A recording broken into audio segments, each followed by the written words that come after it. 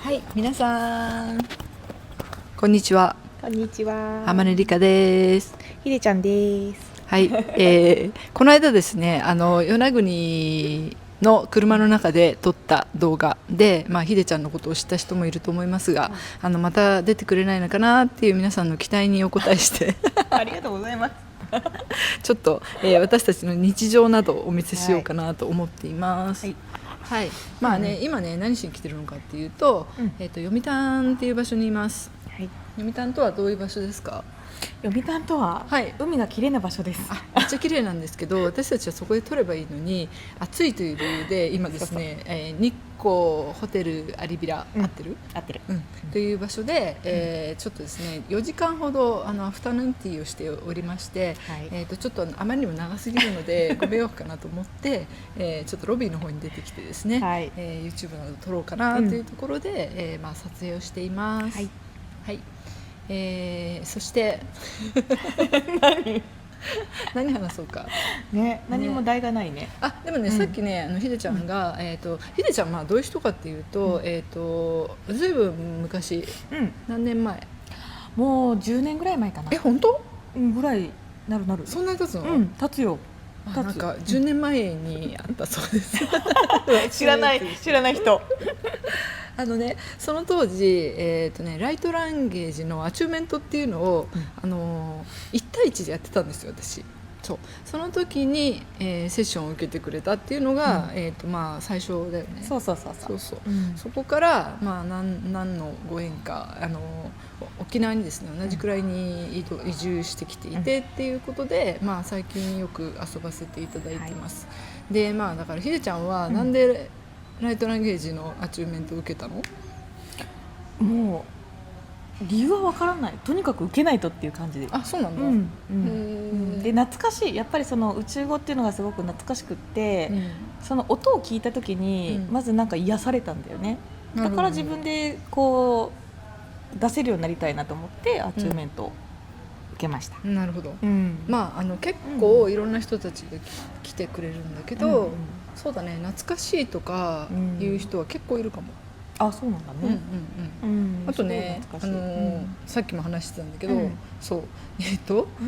なんで涙が出るんでしょうか？そう、アチューメントを受けるとなんで涙出るんだろうねっていう疑問、っていう質問をされたんだけど、よくあるんだよね。そのライトランゲージを、アチューメントっていうのは要するに波動と波動を合わせて喋れるようにするっていう感じなんだけど、そこで、すごいね笑う人もいるんだよ。めっちゃ何がおかしいかわからないけど、そうです、とにかく笑ってしまう。そうです。面白い、っていう人もいるし、ひでちゃんみたいに涙が止まらないんですみたいな人もいる。そうか。そうで、なんでなのっていうのを、チャネリングしましょうかね。いいですね、お願いします。その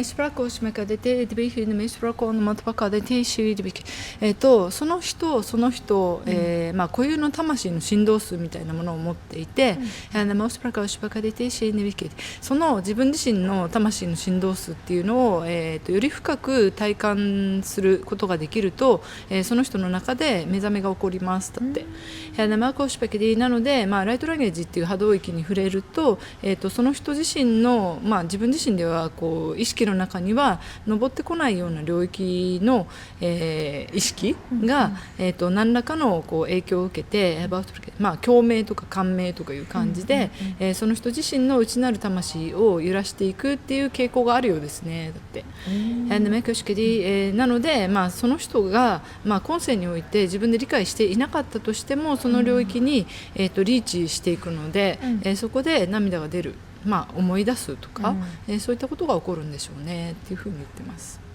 やっぱなんか一つ目覚めっていうところが、喜びになって涙が出るみたいな感じなのかな。でもスプラック式であなたはどうでしたか？なんか懐かしいっていうのと、やっぱりそうだね、帰ってきたっていうのがすごくあったね。そのバイブレーションはすごく今でも覚えてるぐらい。帰ってきた？帰ってきた。どこから帰ってきたんですか？やっぱりホームだよね。なんか宇宙がホームってさ。宇宙がホーム？そう、宇宙がホーム。地球じゃなくてね。魂に帰ってきたっていう感じ。なるほど。そうそう。へー。その後何が起きたんですか？その後ね、どんどんやっぱり目を覚ましていきましたね。へー。自分の中でやっぱりこの世界のこのルールっていうところがうん本当のところではないというか、うん真実はその自分の内側にあるっていうところにどんどん戻っていくっていうなるほど。ところに、はい。皆さんいかがでしょうか？いろいろね、その人の魂のなんだろう、その振動数で体験することは違うとは思うんだけど、あくまでも私はそんな感じだった。なるほどね。そっかそっか。まあ宇宙由来の魂っていう自覚はそもそもあったの？ありました。あったんだね。あったけど、うまくやっぱりそういう方もいないし、なんか孤独感がすごかったから、そうどうしたらいいんだろうっていう、結構10代20代は結構そこでだいぶ闇の方向に行ってましたね。そうなんですね。そうです。闇ね。闇。なるほど。まあまあね、いわゆるスターシードと呼ばれているような人たちっていうのは、そういうね、まあ闇のルートというか、まあこの現実世界に受け入れられない自分とかね、まあ逆に言うと自分が受け入れてないんだけどね。そうだね。今となればすごくわかる、それは。っていうところをまあ通っていくみたいなのはあるかもね。そうなんですよね。だから優しい側面から見ると、まあかわいそうだねっていう言葉になるし、まあ反対側の側面から見ると病んでたねみたいな。そうだね。本当にその言葉ですよ。でもその経験があったからこそ、今すごいなんか良かったなってすごい自分の中ではね、思うね。まあね、私も今こうやってふざけてますけれどもそうだね、人はね、結構苦手だったね。わかるよ。見せつけなかったもん。それは気のせいですよってそうそう、なんかね小さい頃ってなんか普通のさお友達がさ興味のあることに興味がなかったんだよ。なんかちょっとしらーっとしてる感じ。全然興味がないから、なんだろう、例えばさファッションの話とか、テレビの話とかしてるじゃん、全然何が面白いのかが分からなかったんだよねっていう感じ。そしたらね、自然的になかなか人に興味がなくなるよね、それはね。人に興味がないですよ、仲間に入れないよね。確かに。人に興味がないわけでは実はなくて、人に興味がないと思ったんだけど、逆にね人にすごく興味がめちゃめちゃあるみたいです。へー、だからこうやって人と付き合っていたりとか、人に触れるようなことをやり続けているということになってしまっているわけです。その人の内容が興味がなかったって感じ、ちっちゃい時は。人の内容、人が興味を持っている内容に対してあんまり興味あった？なかった。ないよね。なかったけど私は合わせてた方、すごく頑張って。偉いね。偉いよね。偉い。私はどちらかというと男の子みたいだったので、自分で勝手にやってたわけですよ。一人で自転車乗ってどっかに出かけるとか冒険してたんだね。もうめちゃめちゃそう今ね最近ね私多動じゃないかシリーズを自分で感じられるようになりましたけど結構そうだよね、きっとね。そうだね、すぐどっか行くもんね。すぐどっか行きますそう、思い返してみるとうちの前が中学校だったんですよ、で塀がこうずっとあって、道通して向こう側、なのでその壁のブロック1枚に向かってボールを投げて受け取るという、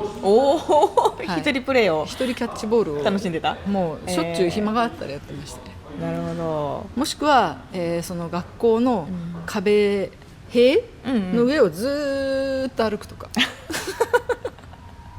でもその先に何があるんだろうって気になってたとか、そういう感じ。それは学校だから何があるか分かるじゃん。そうか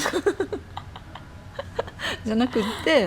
なんかその高いところ細いところをこうずっと歩いていくのが好きみたいな。屋根とかも登ったよ。それはあったね。屋根はあった。っ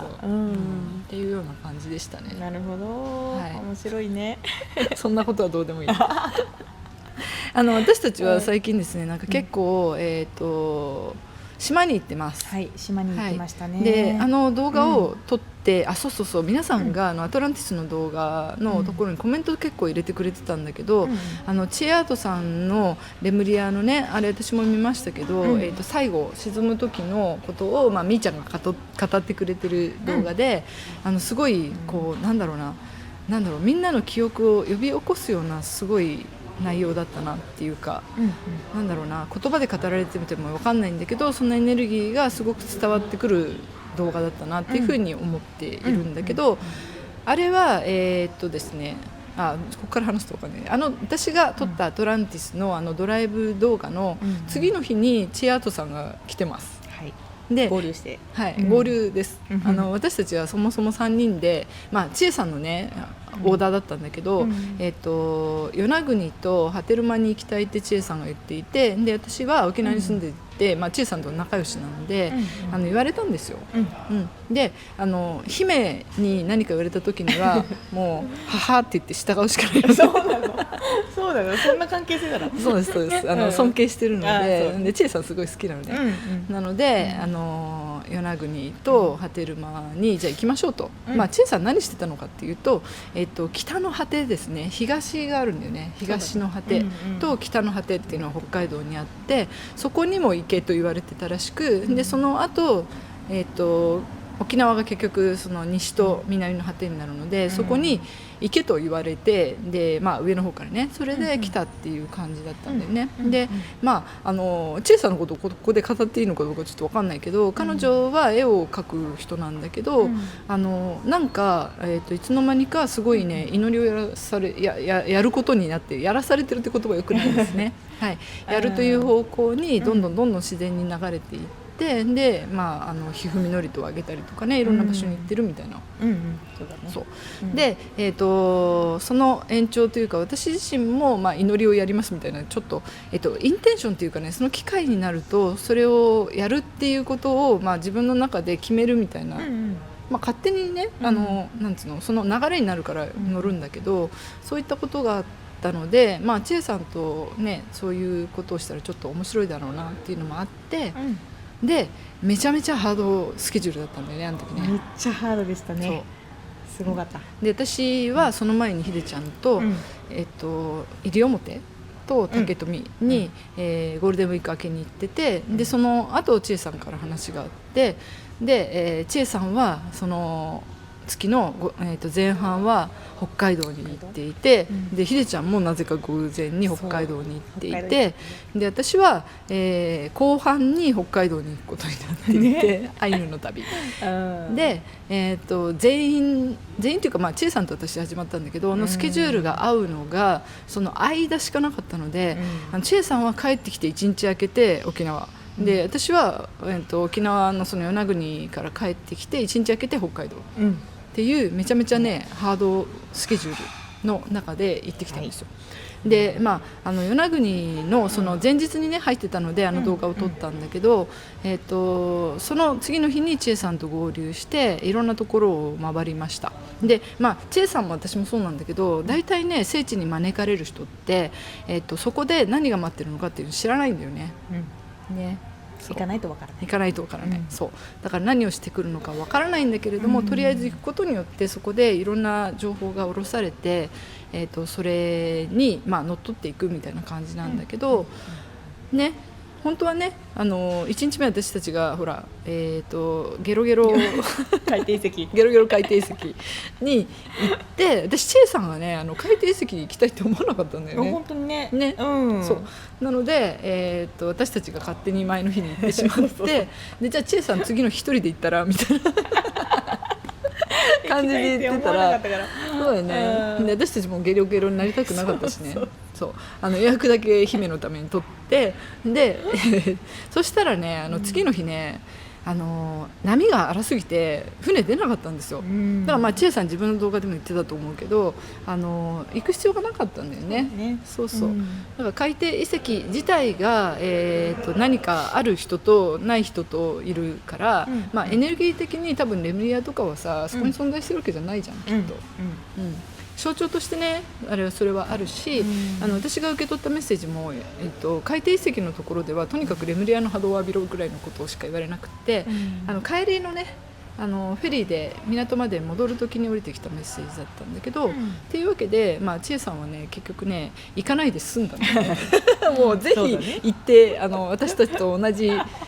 状況を味わってほしかったけどねでも酔い止め飲んでたらねそうはならなかったかもしれないけどそうだね、でもちょっと見たかったんだけど残念でしたね。確かにそうそれでどこにいたかっていうと、あれ何覚えてる名前、岩ね、私たちが泊まった宿の、ところにめちゃめちゃでかい岩石のような岩山があってね、なんだっけちょっと私たち記憶喪失なので後でねテロップで入れる後でテロップで入れるけどそこを宿があるから行ったり来たりしてたんだよね。してた何回も通ってたもんね。そうなの、でその時になんかこっちの道に入ったらここの上に行けそうだなっていうのがすごいあって、で大体ねそういう直感できます皆さん行くべきところは、でそれで調べてたらちょっとなんだろう重要ポイントっぽかったんだよね、でただ私いろんなことやってるんだけど結構、怖いところには行きたくないっていうことでその写真がちょっとエネルギーがすごくてエネルギーすごいところって怖かったりもするんですよね、そうだね、綺麗で抜けてる時もあるんだけど怖い部分もあって、で池と言われてる雰囲気は感じてたけどどうかなみたいなで流そうとしててでも千恵さんに一応ね姫が主催なので聞かなくちゃいけないと思って千恵さんこれなんだけどここって行くのかみたいなもうねやばかったよね。やばかった。そうで千恵さんは午後からだったので、その船に乗る前に行きましょうっていうことで朝ねそこに入っていって、でも入ったらねどう見ても聖地だったね。もう聖地ですあそこは、やばいです。で、その前に女州長っていう居酒屋さんがあってで何回もそれ見ててなんでね与那国に女州長なんだろうっていう話をしてたんだけど、結局そこがとても重要な、歴史的なポイントなんでしょうね、すごい巨大な女州長っていうのが実際にいて、その人の住んでた場所って言ってたかな、っていう場所だったみたいで千恵さんも大興奮みたいなここみたいなやっぱりねみたいな感じでそうでなんかその前から与那国は女性性の解放だよねみたいなことを1日目から言っていてでそれの極限が多分そこだったんだよね、そうで入っていったら、ちょっと湧き水みたいなのとかがあったりあとあれ不動明王だったっけ、不動明王がいてで湧き水してるところとかがあって、そういったところでも、祈りをあげてね、で、私たちが撮ってたらその奥の方からねオーブみたいなね、結構いっぱい飛んでて、でそこで終わるのかと思ってたら、チェイさんにとってはねそこがメインだったのかもしれないけど、私にとってはまた違ったところがあってでそこの隣の湧き水のところをふっと見上げたらもう完全にホトなわけですよ、ホトとは何でしょう、言っていいですかどうでしょうピーですか、ピーですかね、ピーみたいな、女性のね大事な、大切なところということで、で結局のところ、その命を生み出すものとして、男性器女性器っていうものが、とても大切なものなんですよね。神様とかでも祀られてるところあるけれども、それが自然の造形として出てる場所って結構重要だよね。重要だと思う。そう、で、フォト探検隊みたいになってるところがすぐ見つけたもんね。そう狙ってないんだよ。本当に早かった。全く狙ってないんだけど、私の旅仲間と行くと必ずフォトに出会う。そうなんだ。そうでもう本当にでもそういう感じだったよね、で一番危ないところハート型の葉っぱが生えててこうちゃんとね見えないようになってたりとかして、そうなんですよっていうのがそのまんまあって、でそこから水が流れてるのね。流れてた、潤ってたね、すごいね。そう潤ってたよね、そうそうなんですよ。で、まあ、与那国の歴史みたいなのがあって、でそれはなんだろう、歴史なのでどっち側の側面が真実なのか分かんないからここでは語らないけど、やっぱりその女性というものの、まあ、尊厳ですよねに対して、まあ、いろいろな歴史がどうやらあるっぽい、で、それは与那国だけじゃなくって、まあ、この全地球と言ってもいいんですかね、日本と言ってもいいですけどの、踏みにじられた女性性みたいなのが多分現実問題として存在していて、それの一つの象徴となっているような、場所だと私たちは、まあ、感じているわけです、でその行く途中のところにもねちょっと軍国主義を感じるような、こういう石碑みたいなのがあったりとか、でめちゃめちゃ景色のいいところがあったりとかして、でまあ終わりましたねみたいな形で帰ろうとしたんだよね、でもう入り口のところでほらひでちゃんずっとあそこはってそう言っていて、でそうもうここやばいなって私も思ったんだけど、やばいとこあんま近づきたくないしできるならばスルーしたい派だもんね。そしてチェイさんはどんどん行っちゃうしだから、まあ、姫の行く方向にね行こうかと思ってずっと、まあ、進んでいって、ここで終了と思ってほら船の時間もあるし、帰りましょうみたいな感じで降りてきたらやっぱ気になっちゃうんだよね、そこはちょっと抵抗ができないので行かざるを得ないんだけど、でまあ行くって言ったら行かなくてもいいよねっていう話になって、そこは登るこう石段みたいになるんだけど、登らなくてちょっと石碑みたいなの見えてたんだけど、文字がそんなに読めなくて、まあ重要なところだけれどもちょっと入りづらくなったんだよね。草も生えててね、だからまあいいかと思って下から祈りをあげて、3人で、まあ、お祈りをしてたわけです。チェイさんもしてくれて、で終わったんだけど呼ばれました。はい、来いと。リカちゃんだけねリカちゃんだけ上行った。登れともうしょうがないから登りました、下から見ててどう思いました？いや行くなーって思ったよそこ行ったんだみたいなね、行かなくてもいいのにね呼ばれたんです、そうでも一番奥まで怖くて入れなかったの。あーそっか、だから手前の草でこう邪魔されてるところで、もう一回祈りをさらにやり直したんですよ、で、祈ってるでひでちゃんがいてちえさんがいてみたいな形でこう祈ってて、そしたらねこの場があまりにもちょっと暗いというか重すぎるので、上げてくださいね的な感じで来ちゃったわけです、で結構ねそういうことになるシリーズがあって、でその時にはライトランゲージ使うんですよ、でバーって喋っていって場のエネルギーを浄化してだいたい上がるんだよねちゃんとエネルギーが、なんだけどその時はライトランゲージで祈りを上げれば上げるほど闇がプフって入ってくるの。そうだった真っ暗になるわけ、でそれが1回じゃなくて2回ぐらいバッてきて、あこれダメだと思って、で目開けてチエさんいないもう先に行っちゃって行ったの知ってた？知ってたよ。知ってた。どういう状況で行っちゃったの？何も気にせず行ってたよそれ。私が置いてきぼりになってたってこと？私はいたけどね。そうひでちゃんいてくれたよね。そう見たらねちえさんいないんですよでと思ってもう見えないから仕方がないと思って、でひでちゃんにちょっと光入れてとか言って光入れてもらって、そしたらちょっと強くなったんです光が、でもう上がりきらないんだけど、もうほら時間もないしごめんなさいもう力不足でこれ以上どうにもなりませんからって言って微力でごめんなさいって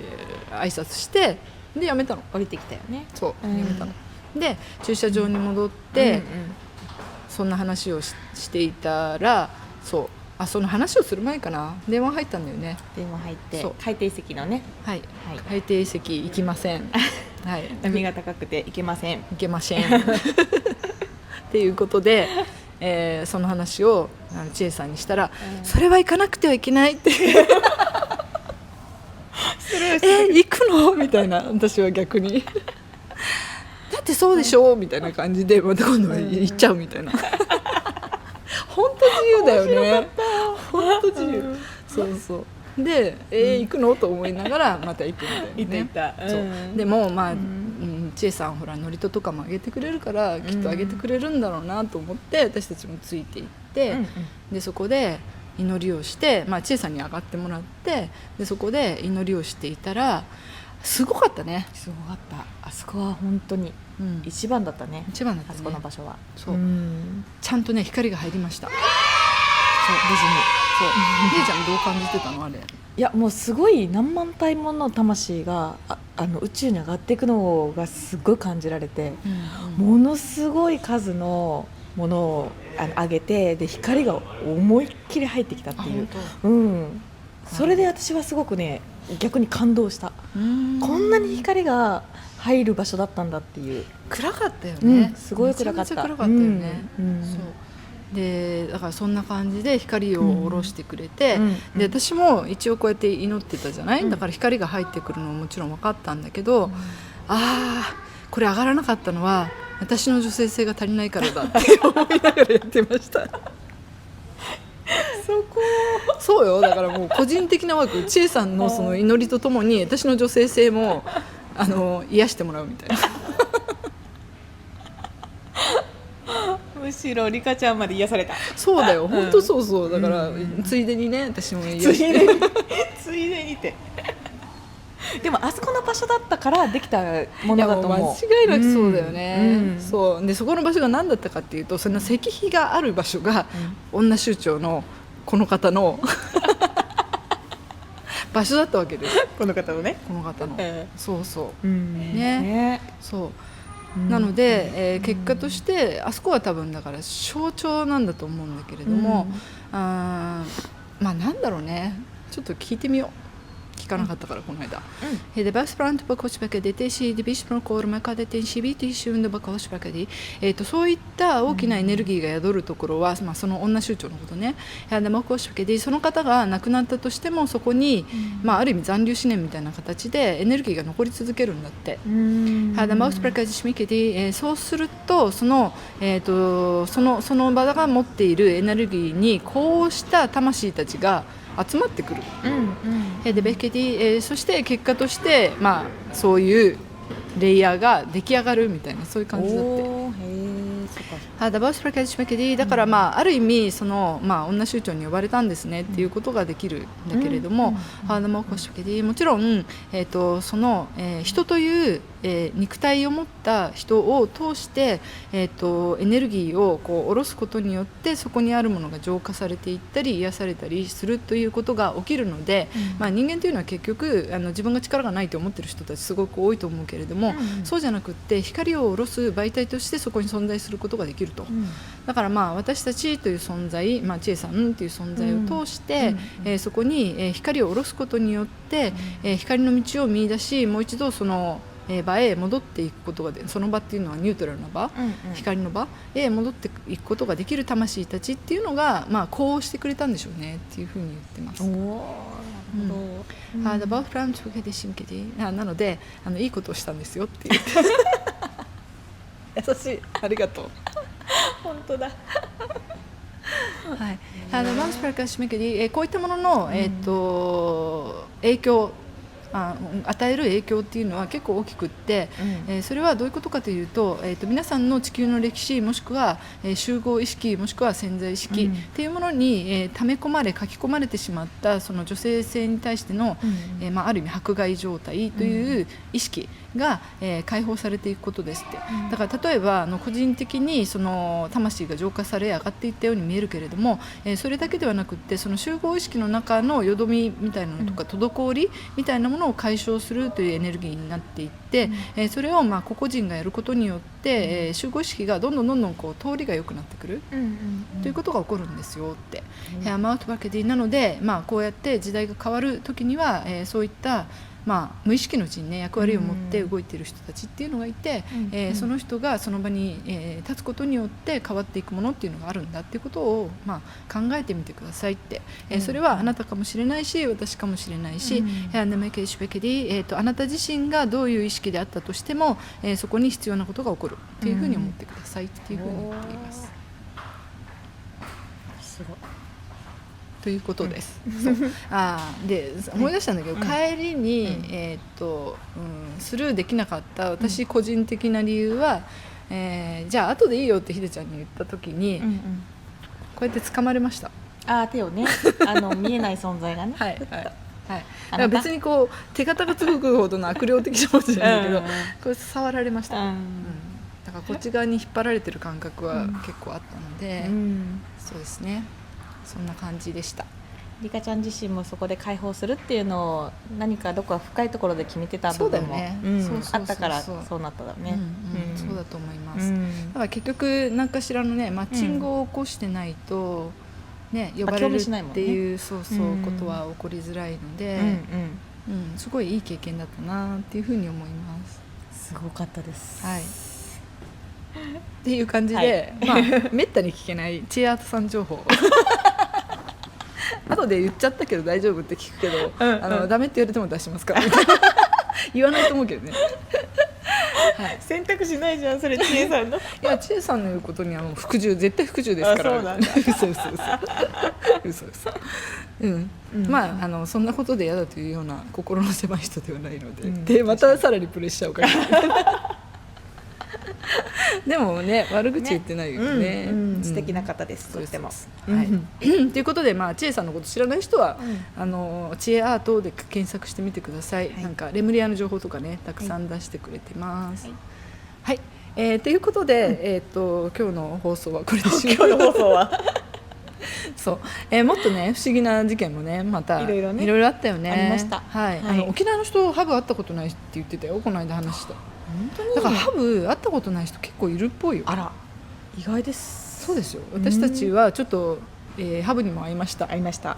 怖かったね。見てないよね。私は見てない。チェイさんの前をこうやって張ってた。その場所じゃないんだけどね。そう。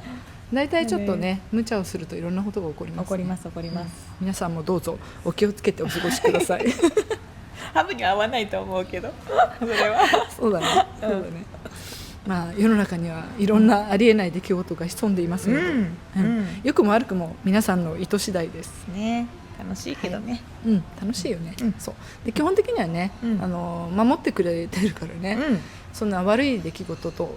いうふうに自分が感じたとしても大体光に向かってますよね。向かってます、間違いなく。はい。ということで、今日はこれで終了したいと思います。はい。また、どうぞ、ひでちゃんに会いたい人はリクエストを入れてみてください。沖縄にいます。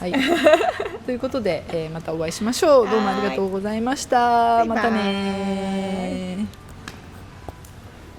動画をご覧いただきありがとうございました。この動画がいいなというふうに思ってくださったら、いいねボタンやコメントをぜひ入れてくださいね。皆様の声をいつも楽しみにしています。私の公式 LINE では、宇宙の法則を楽しみながら学ぶをテーマに、すごろくやクイズが楽しめたり、イベントのお知らせなど盛りだくさんで配信しています。よかったらあまねの LINE 公式アカウントに登録をしてくださいね。詳しくは下の概要欄にあります。それでは皆様、最後までご覧いただきましてありがとうございました。またお会いしましょう。またね。